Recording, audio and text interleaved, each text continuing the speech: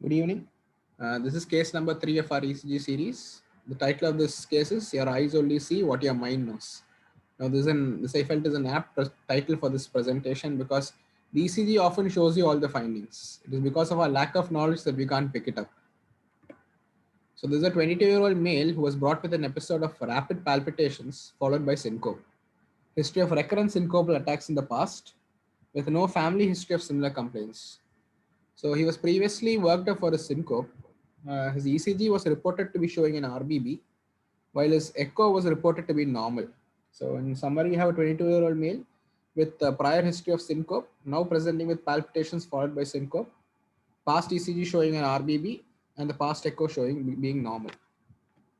So this is ECG.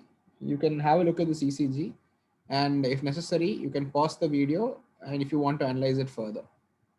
On the right hand side, you have four options. Is it a right bundle branch block? Is it a WPW? Is it Brugada or is it ARVD? C, that is arrhythmogenic right ventricular dysplasia slash cardiomyopathy.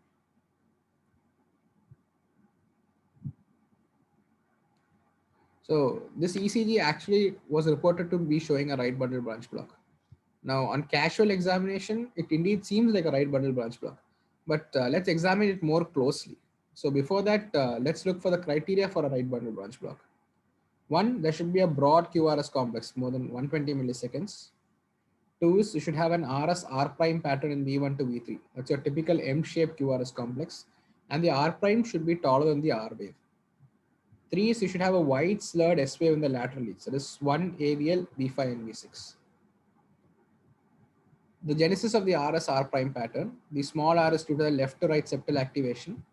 The S is due to an unopposed activation of the LV because of the intact conduction of the left bundle. Since the right bundle is blocked, the R prime is due to unopposed activation of RV through the muscle conduction. This is because it conducts from muscle to muscle, you have a wide slurred R prime wave. The R prime is taller than the R as V1 being a right-sided lead, pick up the right ventricular events better. So in summary, you have an RS R prime pattern. The R prime is due to right ventricular activation through muscle conduction and is taller than the R wave because V1 is a right-sided lead. Now let's keep this in the back of our mind and then analyze the ECG further. Is it a right bundle branch block? The first criteria is satisfied in at least in V1 to V3, it being a broad complex QRS complex. So the second criteria, there is indeed an RS R prime pattern, but if you note, the R prime is smaller than the R wave. Now this is not so in the case of a right bundle branch block. Number three, is there a slurred S wave in V5, V6? There's no slurred S wave in V5, V6. In fact, V5, V6 appears to be a narrow complex. There appears to be mild slurring in 1 and ABL, but definitely not in V5, V6. So with this, we know that this is not a right bundle branch block. So what else could it be? Now let's see. We know that the R prime is due to right ventricular activation. Now, if it is not an electrical problem like right bundle branch block, then it has to be a mechanical problem. So the R prime being slurred and short and small indicates that there is probably fibrosis and prolonged activation of the right ventricle. So from this, you can keeping this knowledge in mind, you can know the right ventricle is intrinsically abnormal and needs to be focused on more specifically. So this actually is an epsilon wave, which is seen in a condition called ARVD, that is arrhythmogenic right ventricular dysplasia. So epsilon waves are most characteristic finding in ARVDC. Here the myocytes in the RV are replaced with fat, producing islands of viable myocytes and a sea of fat. So this causes delay in excitation of some of the myocytes of the right ventricle and causes little wiggles seen during the ST segment of the ECG. So you have islands of myocyte in a sea of fat. So these islands of myocytes produce the slurred activation of the RV. This is your epsilon wave, which is characteristically seen in ARVDC.